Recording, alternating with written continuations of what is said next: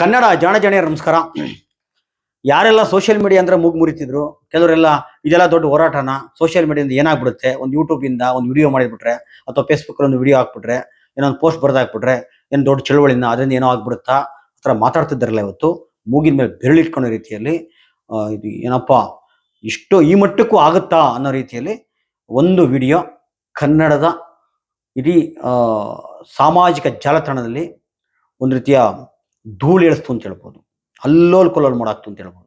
ಸಮೀರ್ ಅನ್ನೋ ಹುಡುಗ ತನ್ನ ಯೂಟ್ಯೂಬ್ ಚಾನಲಲ್ಲಿ ಮಾಡಿದಂಥ ಒಂದು ಸ್ಟೋರಿ ಇದೆಯಲ್ಲ, ಅದು ಇಡೀ ಒಂದಕ್ಕೆ ಹೇಳ್ತಾರಲ್ಲ, ಒಂದು ಚಿತ್ರರಂಗದ ಮಾರುಕಟ್ಟೆ ಇಷ್ಟಿದೆ ಅಂತ ನಮ್ಗೆ ಗೊತ್ತಿರಲೇ ಇಲ್ಲ, ಇದು ಈ ಮಟ್ಟಕ್ಕಿದೆಯಾ ಅಂತ ಗೊತ್ತಿರಲಿಲ್ಲ ಅಂತಾರಲ್ಲ, ಆ ಥರ ಕನ್ನಡದ ಯೂಟ್ಯೂಬ್ ಮಾರ್ಕೆಟ್ ಈ ಮಟ್ಟಕ್ಕಿದೆಯಾ ಅಂತ ಗೊತ್ತಿಲ್ಲೇ ಇರೋ ರೀತಿಯಲ್ಲಿ, ಅಂದರೆ ಅದ್ಭುತ ಅನ್ನೋ ರೀತಿಯಲ್ಲಿ ಒಂದು ಸ್ಟೋರಿಯನ್ನು ಆಯಿತು ಸೌಜನ್ಯ ವಿಚಾರದಲ್ಲಿ. ನಾನು ಯಾಕೆ ಇದ್ರ ಬಗ್ಗೆ ತಗೊಂಡು ಮಾತಾಡ್ತಾ ಇದ್ದೀನಿ ಅಂದರೆ, ಇದು ನಮಗೆ ಗೊತ್ತು ಸೌಜನ್ಯ ವಿಚಾರ, ಯಾಕಂದ್ರೆ ನಾವು ಇದನ್ನ ಸ್ಟಾರ್ಟಿಂಗ್ ಮಾಡಿದ್ದೆ ನಮ್ಮ ಕನ್ನಡ ಜಾಣ ಜಾಣಿಯರ ಯೂಟ್ಯೂಬ್ ಚಾನಲ್ನಲ್ಲೇ.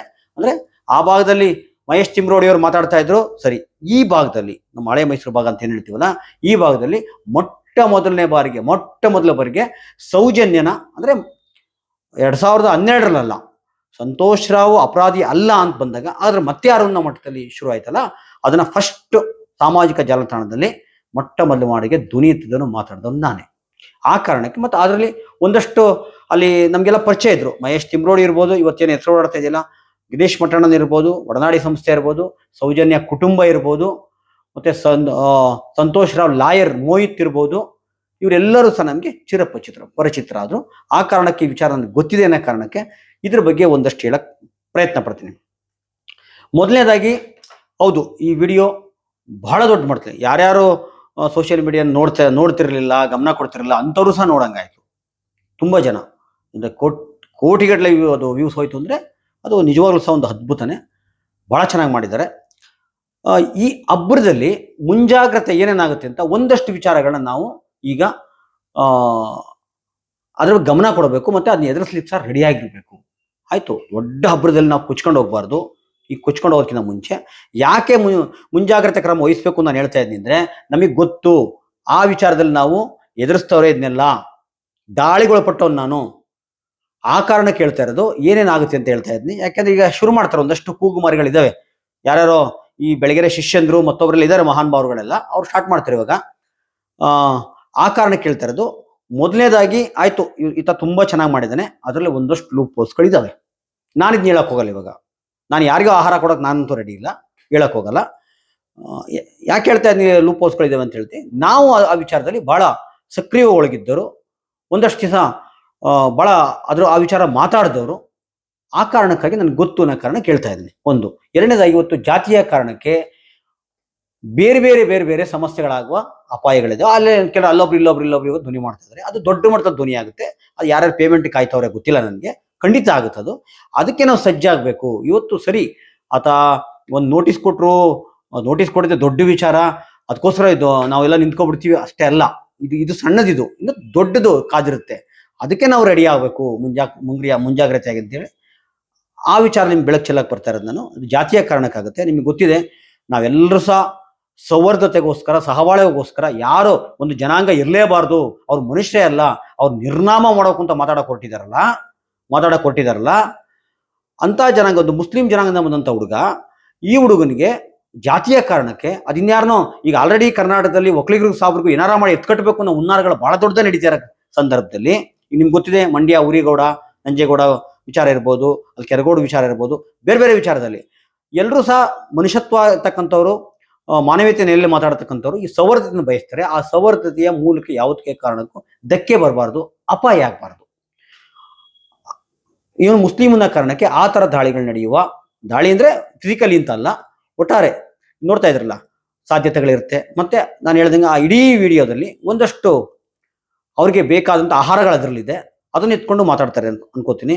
ಆಯ್ತು, ಸಣ್ಣ ಪುಟ್ಟ ಆಗುತ್ತೆ. ಈಗ ನಾನು ಮಾತಾಡುವಾಗ ಹಬ್ಬದಲ್ಲಿ ಏನೋ ಮಾತಾಡ್ಬಿಡ್ತಾ ಇದ್ದೆ, ಅದು ಕೆಲವೊಂದಷ್ಟು ಜನ ಇಲ್ಲ, ನಾವು ಇಂಥ ವಿಚಾರಗಳು ಮಾತಾಡಬೇಕು ಅಂದ್ರೆ ಕೆಲವೊಂದಷ್ಟು ಸರಿಯಾದ ರೀತಿಯಲ್ಲಿ ಮಾತಾಡಬೇಕು ಅಂತ ಹೇಳ್ಬಿಟ್ಟು, ಹಂಗಾಗಿ ಅಲ್ಲಿ ಯಾರು ಒಂದು ಮಟ್ಟದ ಸ್ಟೋರಿ ಮಾಡಿಸಿದ್ರು ಅಲ್ವಾ, ಸುಮ್ಮನೆ ಒಬ್ಬರೇ ಅಂತೂ ಮಾಡಿರೋ, ಒಂದಷ್ಟು ಜನ ಕುತ್ಕೊಂಡು ಮಾಡಿರ್ತಾರಲ್ಲ, ಒಂದು ಮಟ್ಟದ ಆಗ್ಬೇಕು ಅಂದ್ರೆ ಆ ಮಟ್ಟದ ಸ್ಟೋರಿ ಮಾಡೋದ್ರಿಗೆ ಒಂದಷ್ಟು ಲೂಪ್ ಪೋಸ್ಟ್ಗಳಿರೋದ್ರಿಂದ ನಾನು ಅದನ್ನ ಹೇಳಕ್ ಹೋಗಲ್ಲ. ಇಲ್ಲಿ ನನ್ಗೆ ಗೊತ್ತಿದ್ರು ಹೇಳಲ್ಲ, ಯಾರಿಗೂ ಆಹಾರ ನನಗೆ ಇಷ್ಟ ಇಲ್ಲ ಅಂತ ಅವಾಗಲೇ ಹೇಳಿದ್ದೀನಿ. ಹಂಗಾಗಿ ಇಂಥ ವಿಚಾರಗಳನ್ನ ಎದುರಿಸಲಿಕ್ಕೆ ರೆಡಿ ಆಗಿರ್ಬೇಕು. ಒಂದು. ಎರಡನೇದಾಗಿ ಇನ್ನೂ ಕೆಲವರು ಅದನ್ನ ನೆಪ ಮಾಡಿಕೊಂಡು ಈ ಮೂಲೇಶರಿದ್ದಾರಲ್ಲ, ಮರ್ತೋಗಿದ್ದಾರಲ್ಲ, ಮತ್ತೇನಾದ್ರೂ ಮಾಡಿ ಲೈಮ್ ಲೈಟಿಗೆ ಬರೋಕ್ಕಾಗತ್ತಾ, ಈ ಸ್ವಾರ್ಥವನ್ನ ಬಿಟ್ಬಿಡ್ಬೇಕು. ಈ ಸ್ವಾರ್ಥವನ್ನ ಬಿಟ್ಬಿಟ್ಟು ಏನೇನೋ ಹಾಕೋಣದು, ಏನೋ ನಮ್ಮ ಸರ್ಕಾರ ಅವಕಾಶ ಕೊಟ್ಟಿಲ್ಲ, ಇನ್ನೇನೋ ಕೊಟ್ಟಿಲ್ಲ, ಅದೆಲ್ಲ ಬೇಡ. ಕೆಲವರೆಲ್ಲ ಜಾತಿಯ ಕಾರಣಕ್ಕೆ ಸೌಜನ್ಯ ಗೌಡ್ರ ಕಾರಣಕ್ಕೆ ಗೌಡ್ರ ಮೇಲೆ ವಿಪರೀತ ದ್ವೇಷ ಇಟ್ಕೊಂಡಿದ್ದಾರಲ್ಲ, ಇವತ್ತು ಚಳುವಳಿ ಮಾಡ್ತಿಂತ ಬಂದರೆ ಸಂತೋಷ. ಅಂದ್ರೆ ಆ ಮಟ್ಟಕ್ಕೆ ಹುಡುಗ ತಲುಪಿದ್ನಲ್ಲ, ಅದಕ್ಕೆ ಸಮೀರ್ಗೆ ನಾವು ಕೃತಜ್ಞತೆ ಹೇಳ್ಬೇಕು. ಇಂಥವ್ರನ್ನ ಸಹ ಒಟ್ಟುಗೂಡಿಸಿದ್ನಲ್ಲ, ಜಾತಿಯ ಕಾರಣಕ್ಕೆ ಮುಗಿಬೀಳ್ತಿದ್ದರು ಸಹ, ಒಳದೊಳಗೆ ದ್ವೇಷ ಸಾರ್ತಿದ್ರು ಸಹ ನಾನು ಚಳುವಳಿ ಮಾಡ್ತಿಂತ ಬಂದ್ರಲ್ಲ ಈಕೆ ಪರವಾಗಿ, ಸೌಜನ್ಯ ಗೌಡ ಪರವಾಗಿ, ಆ ಕಾರಣಕ್ಕೆ ನಾವು ಸಮೀರ್ಗೆ ಒಂದು ದೊಡ್ಡ ಕೃತಜ್ಞತೆಯನ್ನು ಹೇಳಬೇಕು ಈ ಇದರಲ್ಲಿ. ಮತ್ತೆ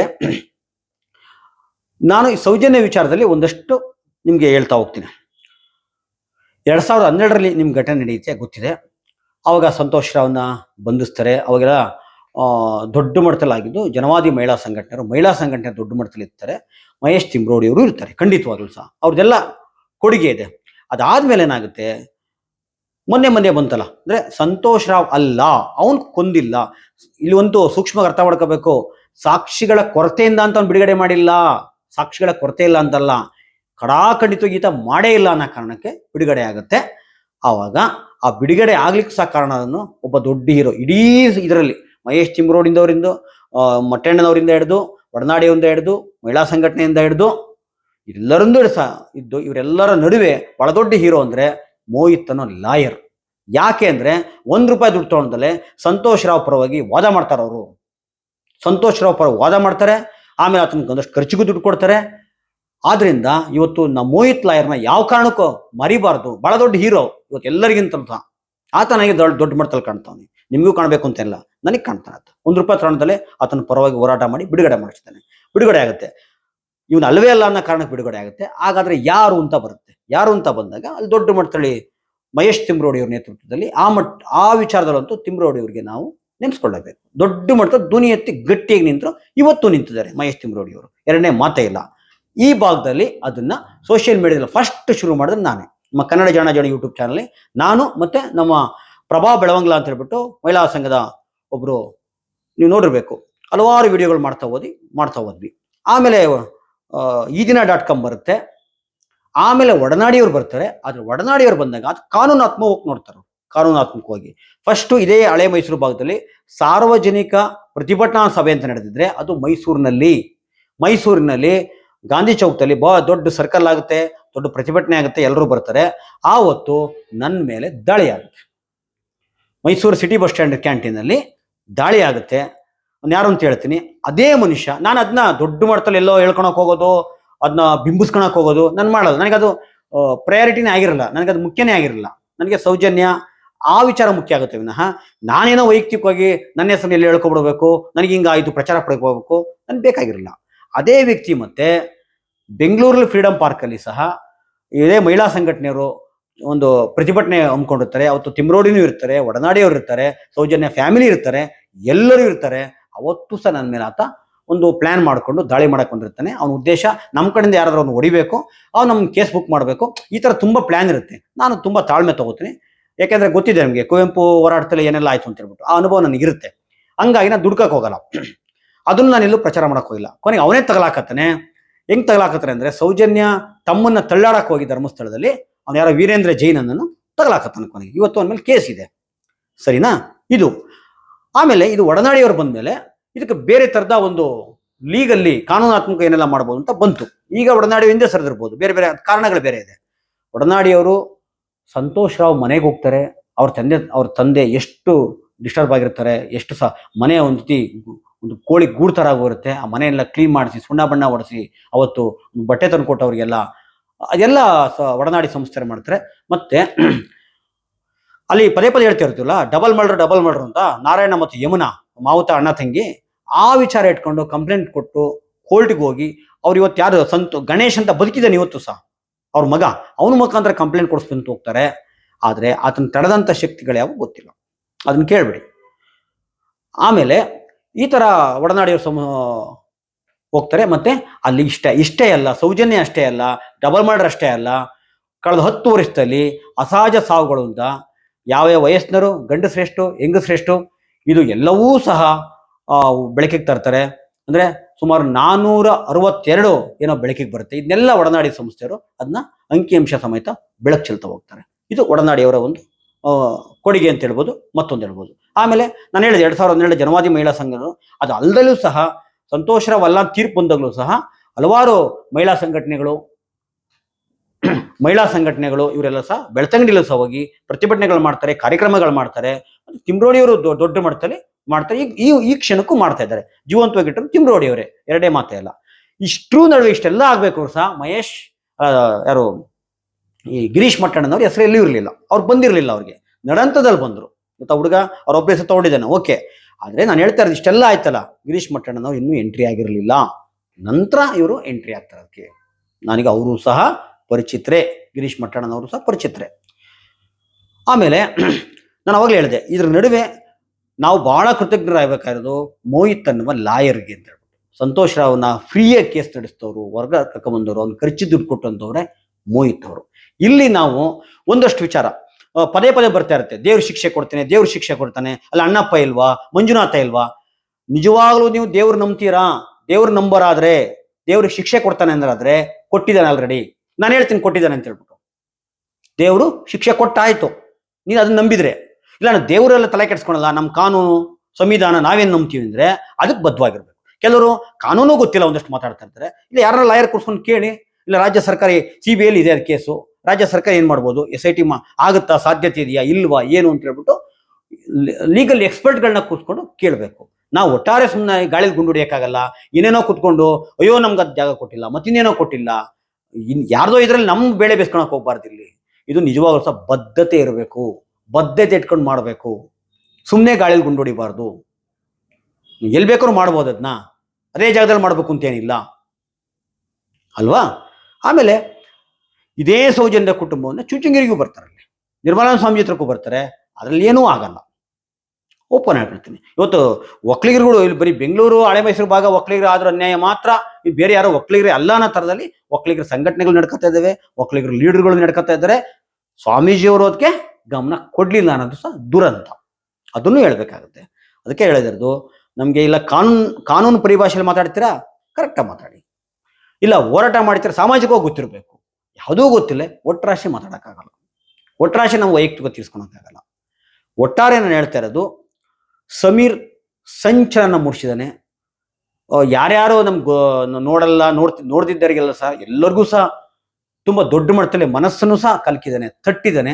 ಆ ಮಟ್ಟಿಗೆ ಆತನಿಗೆ ದೊಡ್ಡ ಹ್ಯಾಟ್ಸಾಪ್ ಹೇಳಬೇಕು, ಒಂದು ಕೃತಜ್ಞತೆ ಹೇಳಬೇಕು. ಆದರೆ ಅದೇ ಆತನಿಗೆ ಮುಳುವಾಗುವ, ಜಾತಿನೇ ಮುಳುವಾಗುವ ಸಂಭವಗಳಿದೆ. ಕೂಗುಮಾರಿಗಳು ಬರ್ತಾರೆ.